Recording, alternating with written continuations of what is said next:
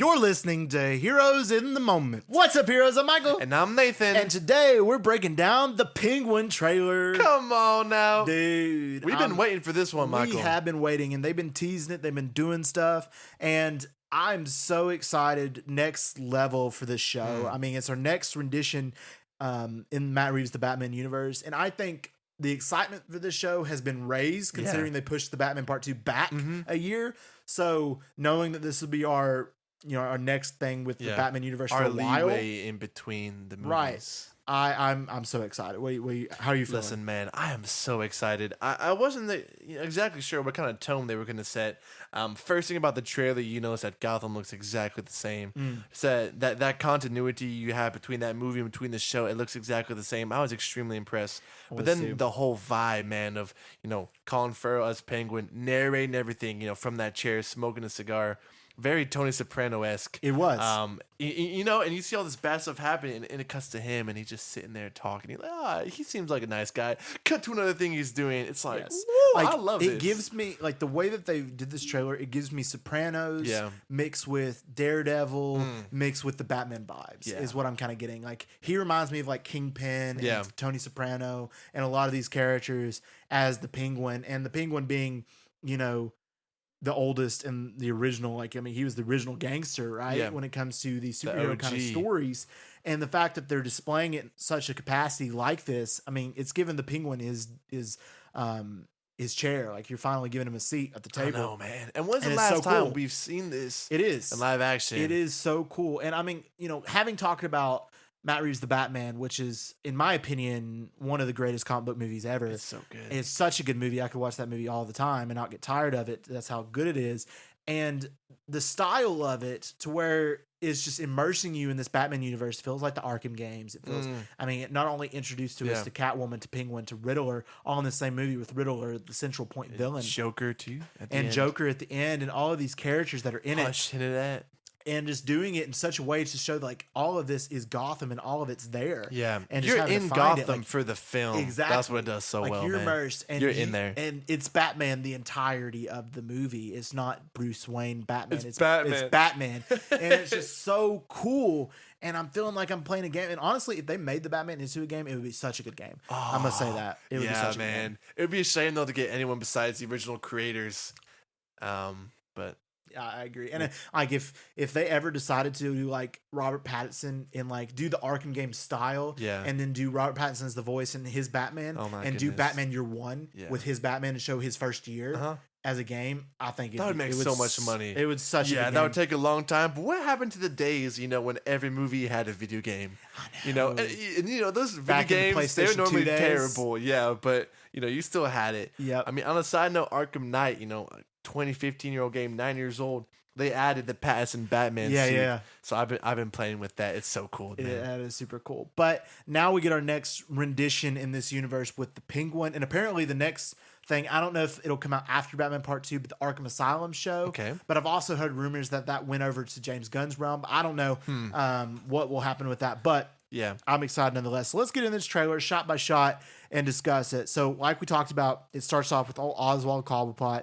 He's sitting in that chair discussing about his time as a kid, what he went through, and talking about, and he's literally telling a story about something he experienced in his childhood. And just to be able to do that, and this trailer is so simplistic that it's brilliant. Yeah. A lot of these trailers, they feel like they need to have this big action splash, right? They have to have this boom, boom, flash, flash, bang, bang. And some movies that fits, you got to have that. And then you get the whole movie in the trailer when you do that. But here, it's simplistic, right? You see him, he's sitting in a chair, he's telling a story.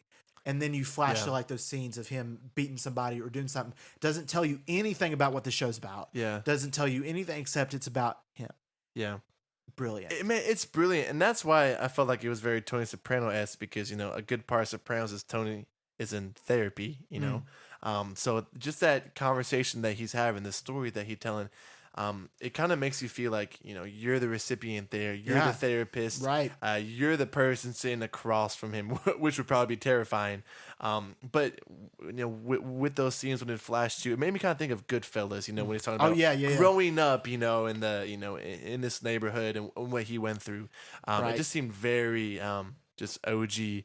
Italian American gang scene, and I absolutely loved it, man. Yeah, I agree. I mean, it's just so open and honest. So cool to see like something like this. I mean, especially and honestly, like the whole superhero genre here recently has just had this kind of lack of just splendor and good, right? And good storytelling, right? But now, and circling back in 2024, it kind of almost feels like these superhero genres are starting to become like, especially DC currently. Yeah. They're starting to lean more into like, okay, these are some good storytelling. Yeah. Like the Penguin looks phenomenal. And then you have this stuff coming out with what we're hearing about Joker, Superman, all of this stuff. Yeah. It just gives a lot of hope. Deadpool 3 even gives you a lot of hope. X-Men 97 is really good right now. It's just a lot of stuff going on that's really good for it. And this is a really cool display of that, of what's coming. It's a perfect example. Like, the audience now, I'd say like, they're pretty fed up. Marvel had a great one, when they're doing what they're doing. But like nowadays, we've been fed so much good content recently, like with Dune, with Oppenheimer, with movies to this degree. We're like, we want spectacles, we want great storytelling. We no longer, just want a good action movie. Right. Well, I think a lot of that is the audience has changed. Right. We're no longer we've teens. Grown up. We're not kids. We've grown up. And we're at this age now that we want more compelling stories. Yeah. So whereas a lot of these movies have been more appealing to the family aspect. I know. Well, go see a children's movie. Yeah, go watch Elemental. Go watch Elemental. Go watch Kung Fu Panda. Instead, which we went to go see Kung Fu Panda. I mean, I'll always go see them as well. But that's in the own realm. You know what you're getting. When it comes to this. Know what you're getting. But now with these stories, Marvel, DC alike, the demographic shouldn't have to go with it. Should travel with its audience, with the and consumers. The audience was kids when it originally came out. Now they're adults, so stay with that. Yeah. When it comes to this genre, man, you're right on. You're right on, Michael. So hopefully they'll start to realize that, and I think James Gunn's universe they are. Yeah. We'll see how Marvel does in the coming years, but we'll see. All right. So we still got we see image of the Iceberg Lounge, which he runs, and then he's still telling that story about this man who's helping out everybody. He's always willing to help, and then he dies when he was 14, and how he kind of had to step up. And they had this. I mean, he's just telling us just a natural story, and it's just so cool. Like, it makes you start to relate to his character. It does. It does. Humble beginnings. This is where he came from. Exactly. He worked hard to get where he is today. He's like a friggin' parade they had.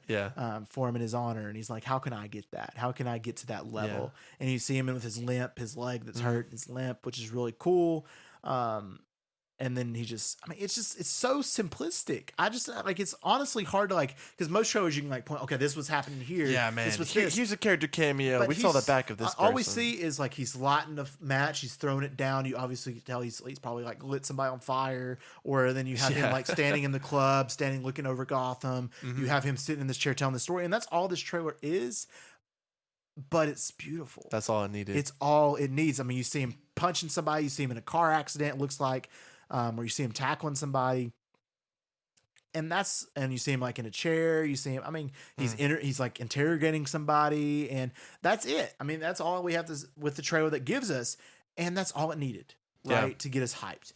I mean, that's so cool to me. Man, his performance is so good. I think that's calling for it. I do think, man, he has an Emmy nomination coming. Oh, he better. He's gonna get that Emmy. I mean, he may not get that Oscar, but he get that Emmy. That's all I'm saying. If they do it right, but I'm just saying, the simplicity is needed. And I think maybe in the next couple of years they'll start to realize that we're not. I mean, at one point, sure, we needed that big flashy stuff. Yeah, but that era's ended. It's time for go back to the simple. And if they just go back a little bit and just take their time, and realistic just give us stories, realistic, good stories. It'll be successful. Yeah. I just hope that they'll be able to see that, and clearly they have with the Penguin trailer. So I'm super excited. I'm guessing they'll be dropping it, episode by episode, right? It's Max. Does Max normally do that? I don't know. I think so. So there probably will be episode by episode then, depending on if that's how they want the story to be realized or not. Depending, and I can think of some shows that benefit to that, and then I can think of some shows that don't benefit to that. I think this show will be big enough going into it that they'll probably do episode by episode. It would be weekly. But we'll see. I'm super excited for it. It's coming out, I think, is it October or November? I can't remember what it said on the date. I cannot remember. I'm assuming it would be different than Joker because Joker comes out in October. So they would definitely. I don't think they would compete. Yeah, with themselves. Yeah, I know. This is actually.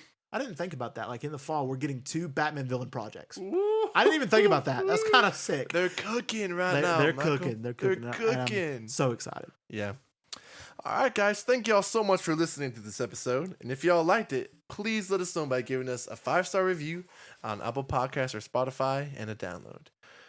So we're starting up a new segment at the end of our weekly news, and that's called Heroes Q&A. All you have to do is just shoot us a question in our DMs and Instagram comments, and we'll answer them at the end of our weekly episodes.